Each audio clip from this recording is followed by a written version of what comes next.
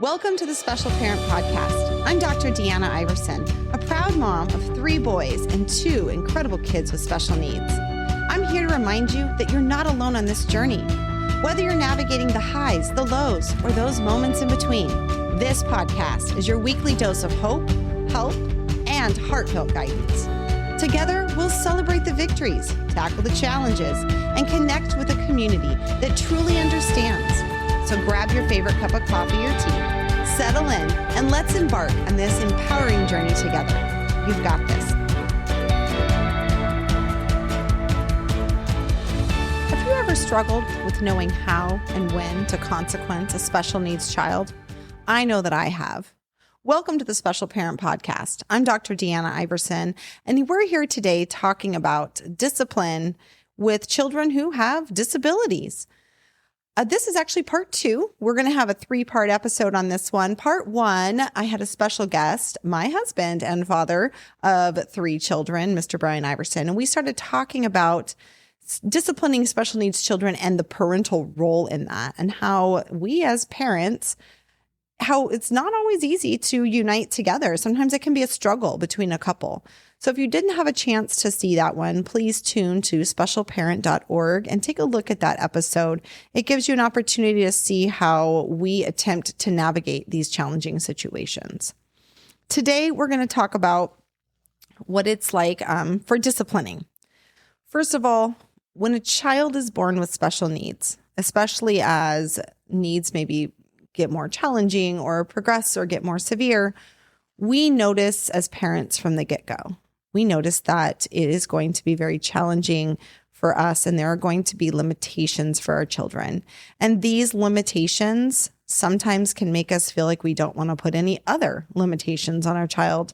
We already know that life's going to be different, that our children are going to have challenges, and we as parents are going to have challenges that are just different and unique than the regular population that is out there. So when that happens, we can feel that discipline adds more limitations to our children, or it heightens their disability. And sometimes that makes us question if we should be doing discipline at all. What was hard for me to learn, but what I have found through research supporting it and all, refusing discipline conveys, I don't believe that you can learn to be any different. Ooh, boom. Knife in the heart on that one. When we refuse to discipline our children, we say to them, I don't believe you can be any different.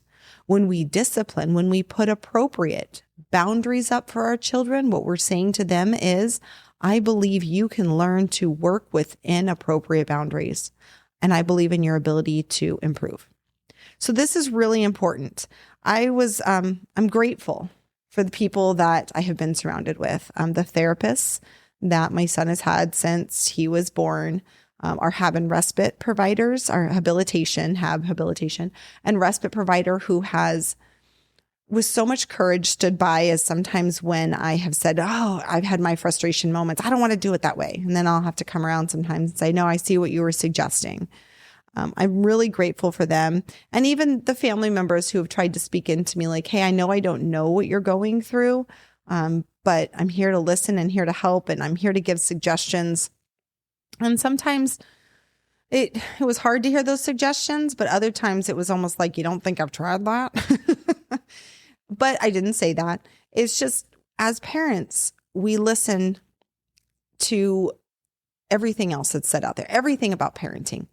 And then we go out in the world with our children. And when our children have special needs, sometimes we get the looks. And in fact, I have an episode that's completely dedicated to a blog that was put out there called Lady, Get Control of Your Kid. And sometimes those judgmental looks. So when it comes to discipline, there is a lot of trial and error. I know that I have tried a lot of things that have absolutely failed, but I also know that I'm glad I tried them. Because when it comes to trial and error as a parent with special needs children, what you're basically saying to your child and to yourself is, I am willing to do everything that I can to help you be successful. Oh, that one didn't work. All right, we're going to try something else. Key thing about trial and error is you have to be willing to try something for a little bit of time. Once is not enough. Once isn't going to tell you if there was enough of an impact. If you try something one time and they have a huge reaction, well, maybe that means it wasn't the right thing to do, but maybe that means it was exactly the right thing to do and you need to dig in more and do it more. You get to be the judge of that. I know to some of you that was like, that's right, I do. To others that was like, well, thanks, that didn't help me out. Now I still feel you might judge it wrong. I know I have. And that's what parenting is. Every parent out there has tried something and had it completely fail. Parents of neurotypical kids, parents of special needs kids. And if anyone acts like they know what they're doing in parenting, that just may mean that them and their child meshed perfectly, but they don't know what to do for every child out there on the planet. So take just that deep breath and go, okay, I know I've got this. There's going to be lots of trial and error. There's going to be lots of changes, and that's absolutely okay. So how do we navigate that? First and foremost, that depends on the disability and the individual. That depends on the parent. That depends on the child, which is why there's no right answer. And there's also not necessarily a wrong answer as long as you're not being abusive here. There's not a wrong answer to trying something. Children have limitations on how much they can learn and how quickly they can learn, especially children with special needs. Some might even freeze in their progress. That doesn't mean that we quit trying. Maybe we need to try a new therapy. Maybe we need to try a new thing, or maybe we need to just keep pushing forward to where we're at. What is important, the most important thing, is that we as parents believe in their ability to improve. We believe in their ability to learn something that's going to benefit them as a future adult. So if we believe in their ability to grow and improve, then our goal is to change their behavior. Our goal with discipline is never punishment. Punishment doesn't teach. Well, it does teach something, actually. Let me reverse that. Punishments and consequences, the goal is to change the behavior. If what ends up happening is the punishment or the consequence teaches the child to hide the behavior, you haven't reached your goal, because they're just going to learn to hide their behavior, which they'll eventually get caught, or it's going to be self-destructive for them as an adult or in future relationships, future careers, jobs, etc. So our goal is to change the behavior. So if the punishment or consequence isn't leading to the change you're looking for, and you've stuck with it for a while, you know that it's really not working, then you need to adjust it. And here's the other thing. Some punishments and consequences are appropriate for age-appropriate situations. So you might do something for a child who's in elementary school, 3, 4, 5, 6 years old, but by the time they're 7, 8, 9 years old, that's not going to work anymore. And we're going to have to make a change. And that's okay. We can make that change. Just that change may be based on their age. Most likely it's based on their developmental stage, which is not always based on their age with special needs children. And you as a parent know that. So punishment is not effective for learning. It teaches us to hide behavior. Behavior modification is for all settings. The benefits of changing our behavior in all settings creates us to have, in a sense, a heart change. We change the way we think and feel about how we're going to react to the situation. And when we have children that struggle with emotions and behavior and struggle with understanding it, struggle with communicating, then it's going to take longer to learn it. So you're on a bumpy, long road, mom and dad. I'm on it with you, and we can do this. We just have to stick with it and be willing to say, that's okay, now this. So reinforcement. I want to start with reinforcement. Reinforcement is key to behavior modification. So how do you reinforce your child's behaviors? So when I say reinforcement, I don't always mean something positive. For example, a child picks up a child picks up a toy and throws the toy. You not pick up, but you take your child, you place your hands on them gently, lovingly, but you guide them over. We're going to pick up the toy. What happens is the child picks up the toy and throws it again. You guide them over. They pick up the toy, they throw it again. Maybe your hands on the child and the guiding is actually a reinforcement for them. You think you're physically helping and that Maybe they wanted the physical contact. Maybe the pressure on the shoulder is soothing and they're having an overstimulation moment. Something about that isn't working. Something about that is reinforcing. So when we talk about reinforcing behaviors, we have to find what it is that's going to get our child to say, I didn't like that. I'm going to do something different. Or I really liked that. I'm going to do it again. So reinforcement comes in those two pieces. So key is that for example, the therapist, if we have reinforced something, maybe 2 or 3 times before we realized, ooh, that actually reinforced the wrong behavior. Here's the hard part. We now are going to have 10 times more of a challenge of reversing that. So behavior is learned. Behavior is learned by the responses we get from the outside world and within ourselves. And so if we've learned something feels good, if we've learned something gets the response we want, as parents, it's going to take 10 times more of an effort and trials to unlearn or to, as we would say, recondition that behavior. So as we look at that 10 times more, first of all, the first couple of times you change your reinforcement, your child's going to be confused because they're expecting what you've done that reinforced the bad behavior in a sense. So it's going to cause some confusion, which, by the way, for children, especially when they're younger or struggle with communicating, means that the behavior is going to probably get worse. So if your child, mom, mom, mom, and they're smacking your leg, mom, mom, mom, mom, and you turn and say, I'm not talking to you until you stop hitting me. You just talked to them. That's the hard part. Oh, dang, but I was trying to explain it to them. It's our actions and our words that get our children to have that reinforcement. So if that child wanted your attention and you gave them your attention to tell them how you weren't going to give them your attention, you just gave them your attention. So now that smacking and that mom, mom, mom might get louder and harder when you change your reinforcement. That's actually typical. That's a child finding their boundaries. Hey guys, when children are pushing boundaries, this is a good sign that they're children. This is what children are supposed to do. They're supposed to find where the bumpers are that they can drive between for life. They are supposed to find those boundaries. So when they push harder and harder on the boundaries, it's because they're learning something. So you just have to stick with it. So for example, mom, mom, mom, mom, mom. And instead of turning and saying something to your child, turn and walk away. And as they chase you or as they fall on the floor crying, and there's so many different responses we could have, you're going to just keep your attention away. Then if there is something that changes again, because again, it could escalate because you responded to it. It could escalate before it actually gets better. That's totally natural and normal. You got to stick with it if you know that that's the right thing to do. So reinforcement is key. But remember, if you've reinforced something accidentally, we all do it by accident, then the other thing that you need to do is recognize it's probably going to take 10 times longer to change that behavior. And you're just going to have to stick with it. So positive versus negative reinforcement. Positive reinforcement doesn't mean that it's good. It just means you added something. So you gave attention. You gave a treat. Negative reinforcement means you withheld something. You took away something from them.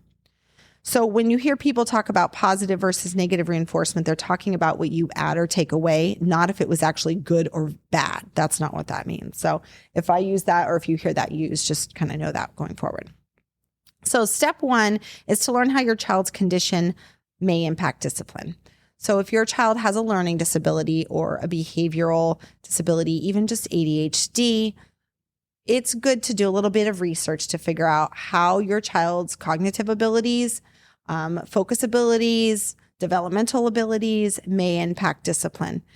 Your community of people that are with you are going to be key in that. So your community of people, sensory situations. So if you are in a community with autism, you might want to talk about sensory situations that are going to impact discipline.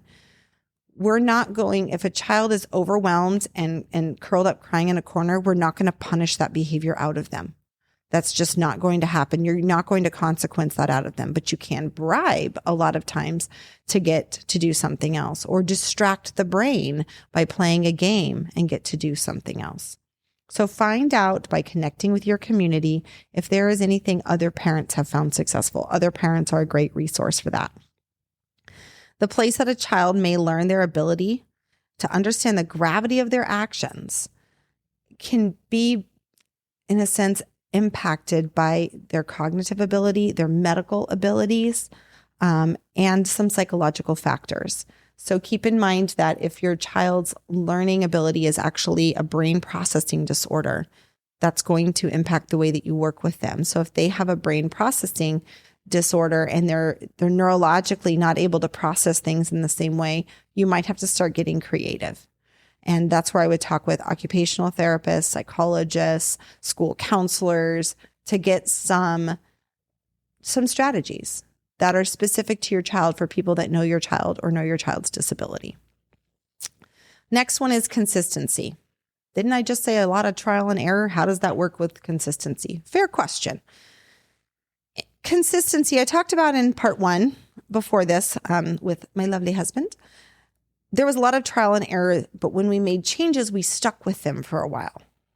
And then if we were going to make a change, the entire team, the habit and respite provider, the occupational therapist, whoever was a part of our team, all got on the same page before the change happened. And then we knew and we all understood how we were going to make the change. So consistency, not only for time, but consistency for all the people that are involved. Consistency might even mean tagging in a sibling. Okay, so when your sibling does the following, this is what you need to do. Because siblings are our secret warriors in this, in the struggles that we have with our special needs kids. Our siblings sometimes get overlooked. And this is a hard road for them too. I have a podcast on siblings and special needs children. So please go to specialparent.org and check that out. They can be part of this with you. They can learn strategies. They can learn the importance of consistency. So timing, habits, routine, it can take weeks, it can take months, and it takes the team. So if you decide to make a change, make sure your whole team is on that change. Timing, what does that mean? I would say if you're going to try something, you need to give it at least 2 weeks. And by least, meaning that's the minimum. If you think about the general rule of how long it takes to create a habit, you're almost at like a month of something, about 20 consistent days in a row of doing something. That's to create a habit for a neurotypical individual. So at least 2 weeks, I would say up to a month, unless you know you're having such a strong reaction within the first 2 weeks that it's absolutely not working. So try a new discipline strategy as a team for a good amount of time before you decide if it's worked or hasn't worked. Should you let your child know the goal? Maybe so. It kind of depends. I would say in a lot of cases, yes. If your child is of the developmental age or ability to understand, you can simply say, we don't like the way you throw when you're angry. So we're going to work on not throwing when you're angry. We're going to give you other things to do. Letting your child know that. Saying to your child, we notice that you struggle to get up in the morning, and that's not going to be good for you as you become an adult. We're going to help you with strategies to motivate you to get up in the morning. So whatever it is that the goal is that you're working on, it's not acceptable to hit your sister. So we're going to do this plan because you need to stop hitting your sister. That's not healthy for you or her. Those kinds of things. So yes, I would let your child know the goal if your child is of the ability to understand the goal and work with it. Okay, so get everyone on the same page, including your child. All right, rewards and natural consequences. Rewards add attention for desired behavior. As much as possible, ignore behavior you don't want. So the child, the mom, smacking your leg, ignore it. Don't talk to them. Don't tell them that you're not going to talk to them. Don't swat their hand away. Don't tell them stop it. All of that's exactly what they wanted. They wanted your attention. So we're not going to do that. We're going to ignore bad behavior. Your child picks up and throws a toy, and then they look at you. Guess what they wanted? You to react. If it's a safe environment, don't react. Now, if you see your child walk over and pick up the toy, try to be real good at your timing. Maybe they're going to pick it up to throw it again, but they pick it up, and before they throw it, you go, oh, thank you so much for picking up your toy. Why don't you come have a treat? Why don't you have a French fry? Why don't you go over and give them thank you so much for picking up your toy, mommy's hugs, or the squeeze on the shoulder, or whatever is a reward to your child. You know your child best. Try to catch them before they throw it, because they picked it up again, maybe to do something nefarious with it. But you're going to, oh, yay. So that right there, that is the reward. The reward might be your attention. The reward might be something tangible. Whatever it is, by the way, you can buy a lot of little tangible fidgets on Amazon for pretty cheap if you need something small to just reward your child with. We use them in the classrooms all the time. But a reward is an added attention for a desired behavior. You have to catch them being good, and you have to praise that and love that. Consequences, on the other hand, relate to the behavior. A child is throwing food, so you take the plate away. Some people are like, but my child is underweight and doesn't eat enough. Yes, you're right. But maybe you're just going to give them the one French fry at a time. So they throw it and you go, oh, I guess you're not that hungry. Sometimes we have to pick our battle. Is the battle, are they ever going to finish the meal if they keep throwing it off the plate? Because if our goal is to get them to finish the meal, then we need to stop them from throwing it off the plate first.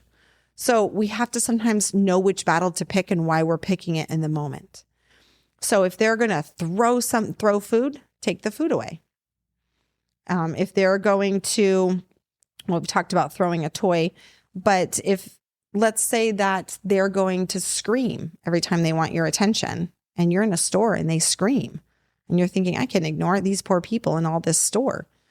Well, maybe depending on the situation, you can, or maybe you're not giving attention to the child. You actually wheel them to the door, lift them out. You're not talking to them. You're not making eye contact. You just get in the car and you go home without any, and they scream all the way and they scream and they scream, and you get home and there you continue to ignore until they stop screaming. And then you can say, and if they look at you and they stop screaming, it's like, I really like when we make eye contact quietly. Is there something you wanted to talk about? Or give them a big hug at that point. Again, it all is developmentally based on where your child is, but the reward is given for desired behavior. The consequence is something that we initially want to take away for the undesired behavior. And yes, a lot of times, especially once they hit teenagehood, we take away their electronics because that is sometimes the best avenue we have. They get bored. In fact, I had my child tell me the other day because he had his electronics taken away, Mom, I'm bored. And I said, that is fabulous. He looked at me like I was crazy. And I actually said, let me read you this. And I pulled up a little article. I didn't read the whole article to him. But it said, boredom is so healthy for the brain. It's when we as Americans used to be incredibly innovative. Guess what? Your children will be more innovative when they're bored. So keep that in mind. We want to give attention for desired behavior. We want to pull back for undesired behavior.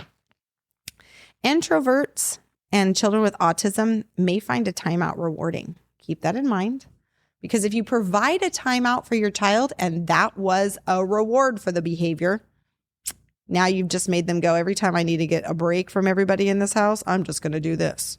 And I got myself a break.